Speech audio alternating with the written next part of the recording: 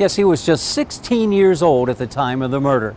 Community involvement is being credited with justice being served.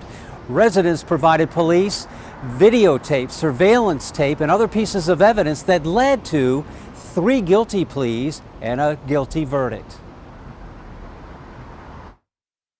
The murder of Ephraim Gordon back in 2021 galvanized the community to help police find those responsible. Really looking out for one another, and that's really what helped solve this case. It was neighbors providing camera footage and other evidence that really helped solve this case. City Councilman Yitzi Schleifer played an instrumental role in making that happen. He relentlessly collected surveillance video from residents and businesses. A crucial piece of video captured the murder. Others managed to track the movement of the 4 suspects. One video included audio of the suspects discussing the shooting. Court testimony revealed the defendants spent the evening riding in a stolen vehicle committing armed robberies. They went to Ford's Lane to take 2 of the suspects home. These individuals who were involved, 3 out of 4 of them were juveniles at the time of the incident. And so what brings these juveniles to come ahead and commit these armed robberies and to ultimately kill somebody? 3 of the defendants already pleaded guilty to first-degree murder.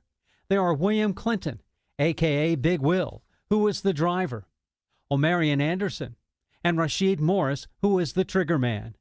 William Holloman took his chances with a jury trial. The panel found him guilty Thursday of first-degree murder, attempted armed robbery, and firearm offenses. He actually handed the gun over to the shooter who ultimately ended up shooting Mr. Gordon. Gordon was an Israeli citizen in town for a wedding. He was shot in the chest during a robbery attempt while walking back to his aunt and uncle's house. City State's Attorney Ivan Bates calls Holloman's guilty verdict a step toward justice. Also writing, "Our thoughts remain with the Gordon family as they continue to heal from this profound loss, and I hope today's verdict brings some measure of closure." You see a result like this, and it sends a message to those who are thinking about committing such crimes that you will be held accountable and you will be brought to justice. The 3 who pled guilty will be sentenced in September. Holloman faces life in prison. Reporting live from Cummings Courthouse downtown, David Collins, WBAL TV 11 News.